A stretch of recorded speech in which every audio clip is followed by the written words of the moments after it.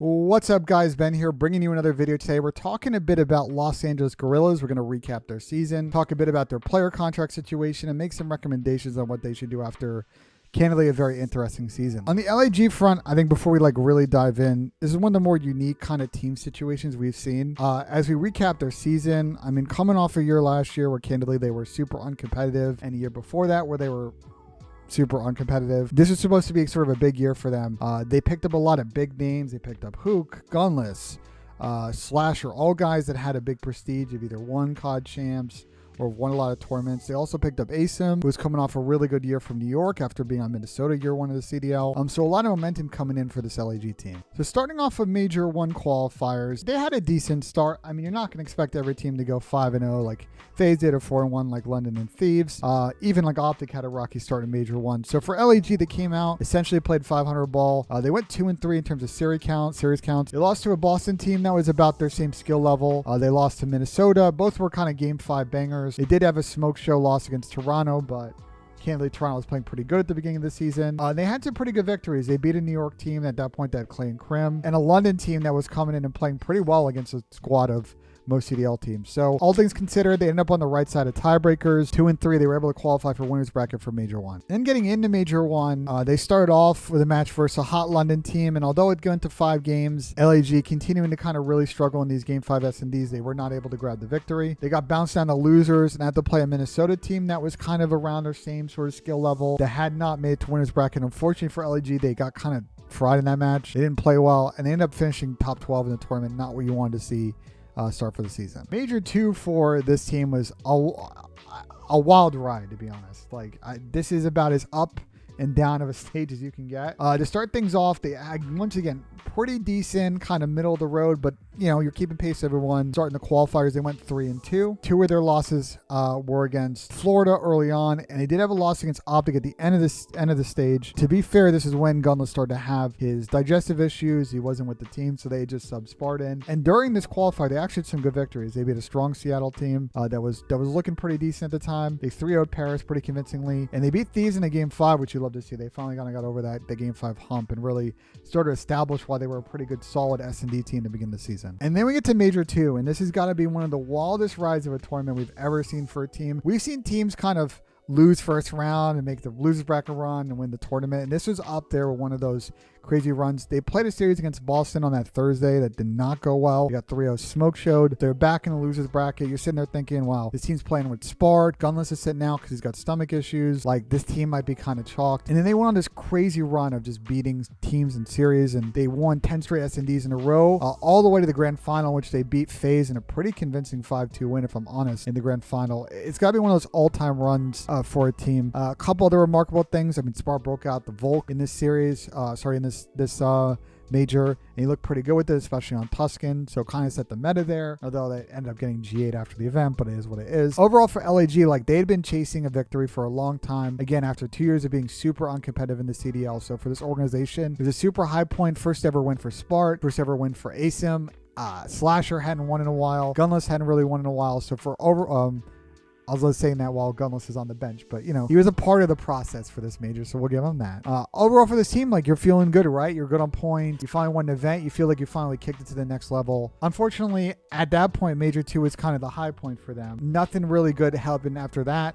They were still running it back with Spart at this point. They pulled up to the event in Columbus for Pro-Am. They were in Group D with Boston, Paris, and Ultra Academy NA.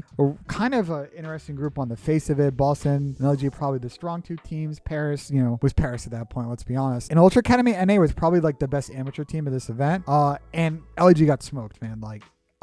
They lost to all 3 teams. They got smoked by Boston. Really tough Game 5 heartbreakers, which I had kind of witnessed in person against Paris and Toronto Academy NA, and it was a really low point after a really good victory in Major 2. At that point, LAG decided, okay, the Spart thing, maybe it was a flash in the pan. It wasn't really working out for us. We're not winning respawns. Pierce at this point had surgery. He was starting to feel better. Let's go ahead. Let's bring him back in and run it back.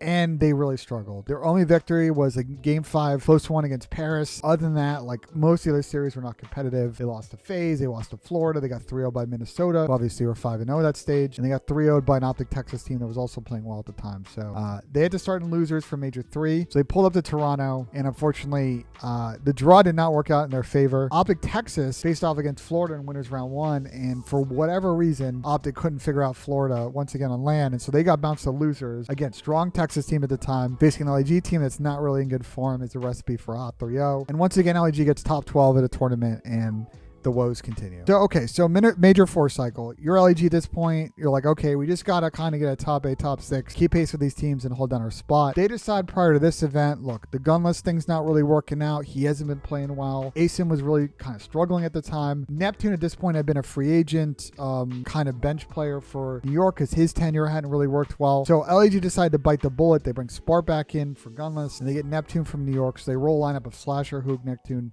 and Spart for the Major 4 cycle. And it doesn't go too bad for them. They just miss out on winner's bracket, but they had 2 really good victories. One against FaZe, that was a 3-1, and a 3-2 against London. They did lose to New York, obviously playing pretty well in Major, playing pretty well in Major 4, and they played a Boston team that was also playing good online, and they weren't able to close out. They did have a tough loss against a Toronto team that did go to Game 5, and candidly, if you look at sort of the standings here, it ended up being the tiebreaker and the reason that they didn't go to winner's bracket for Major 4. Unfortunately for LAG, once again, the draw kind of was not particularly kind to them, especially when you're in losers. You really have no mercy down there. London ended up kind of surprised losing to Toronto based on who you talked to. It was a little bit of an upset. So LAG had to face off with them first round. LAG actually took care of business there. It was a close series. They did go to Game 5, but they were able to do it. Unfortunately, the team they faced in the next round was Atlanta FaZe, who, as you guys know, made it pretty deep in the tournament all the way to top 3, and LAG stood no chance in that series. It was a quick one. And unfortunately, with LAG losing and finishing top 8, with Florida getting top 6, with New York getting deep in the tournament, with Thieves playing well, Toronto playing well, for LAG, this meant this was the end of their season. They would not participate at champs. Like I said, definitely a weird one for LAG. I don't think I've ever seen a situation where we have actually never seen a situation in the CDL where a team wins an event and they're not able to qualify for champs. It's a little bit shocking to me, and you can kind of point to a couple of reasons maybe why that happened. Obviously, the gunless thing was not an easy thing to deal with. It's something out of their control. Unfortunately for Pierce, that he had those stomach issues.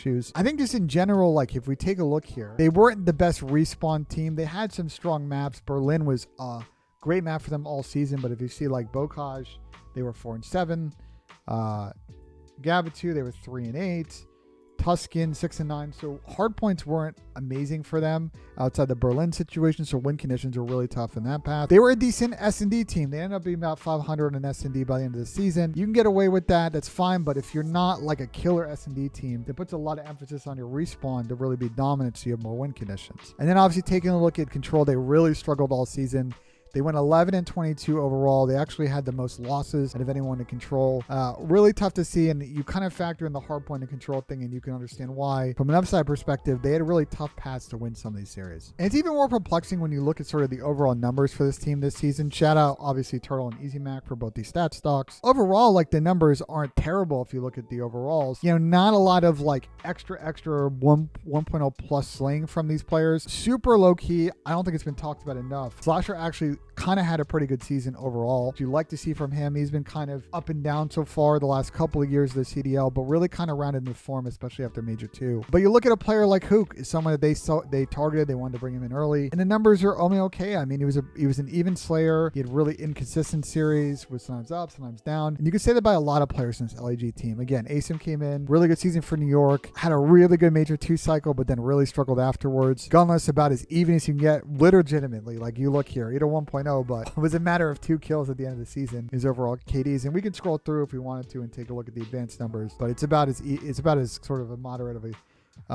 number set as you're going to have. And unfortunately, the Neptune Spart thing didn't work out. Neither was a real plus slayer. Neither really kind of had the impact they wanted to. So I think that gamble by them benching Gunless and Asim probably wasn't wise at the time. It didn't really end up paying off for them. So when we take a look at the LAG situation, I have their contract situation right here. They've got a lot of decisions to make. So first off the bat, you see that I've got Hook lit here as unclear. I think he is a team option, but unfortunately with the way that the CDL website works, and I've been trying to reach out and contact someone, I haven't been able to confirm what his contract status is. I think, again, he's on a team option, and it makes their kind of overall thought process a little bit interesting here, because to me, if I'm LAG and I reflect on this season, you kind of want to run it back a little bit because you think you got done hard, but you also want to try and maybe take advantage of some of these free agents like say an Awakening or an Afro or someone like Attach, who's now available in the offseason. If it were me, I think you got to keep Austin to begin with. I think Austin is the kind of player that is really good on these championship teams. I've heard from people around that team and his ex-teammates that he's made a real big step this year to improve his conduct and maturity in team settings, something that he really struggled with for a majority of his career. And I think having a veteran like that who can really impress upon how to play COD correctly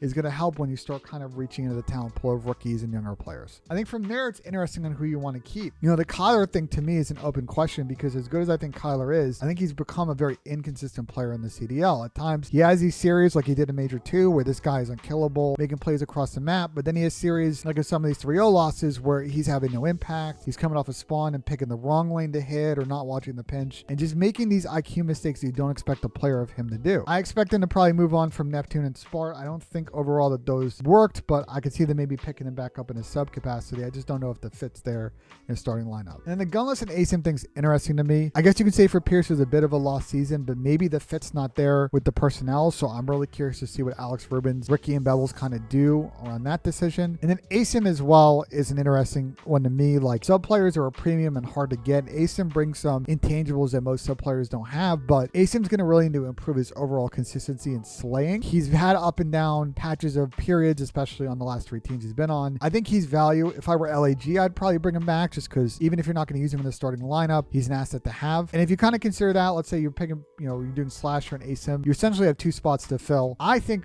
if I'm them, going back to it, I really think that you want to have a conversation with Hydra, see if he's willing to come out to the West Coast. I mean, he'd fit a lot of what they need. He's got a lot of similar problems to what Kyler has in terms of a IQ and sort of team system fit and playing that role kind of thing, but he's getting better with time. I can also see him going after Afro. Again, another dynamic player would really give them sort of what they're looking for. And of course, Attach, and I think this Attach one has some interesting legs. Dylan is from LA, so the fit is there, him going back home. He doesn't have to really go for it to play, yada, yada. There's also a couple of other interesting players here. I could see Big Wake being a good fit. So the thing always with LAG is that because they're in Los Angeles, because the Kroenke organization has a lot of money, they're willing to support their players. They've always played good, their players over the last couple of years. It's not like they're not going to have a pick at the top free agents because they are a destination because of all of those factors. I think the other thing to kind of watch out with this LA Guerrillas situation is, do they keep Ricky and Bevels on? I'm not going to sit here and advocate for coaches to be fired or let go, but I do think within the LAG organization, there might be some questions about, okay, well, this season sucked. We won an event and didn't qualify for champs. Is that on our coaching staff? Is that on our players? And if you look at some of the decisions this LAG franchise has made the last couple of years, and I expect that some of that insight has come from Ricky and Bevels, since people like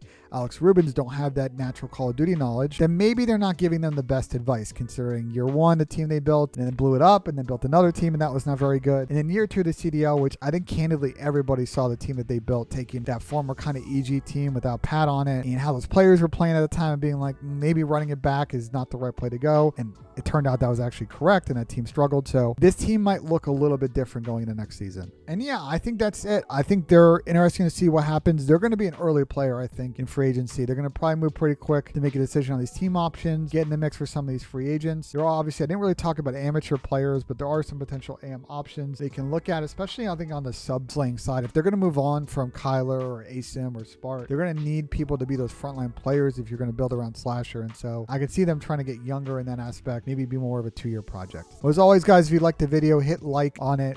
Leave a comment. Let me know what you think. Do you like sort of my suggestions for LAG? Would you do things a little bit differently? Should they keep different players? Should they target different players? We'd love to hear your thoughts in the comments below. And always, if you liked the video, please click subscribe. I'll be putting out a few more of these. Next one's going to be on Florida. Then we're going to start doing some champs preview stuff for all 8 teams of champs. So be on the lookout for that in the next couple of weeks. Thanks, guys. You have a good one, and I'll see you on the next video.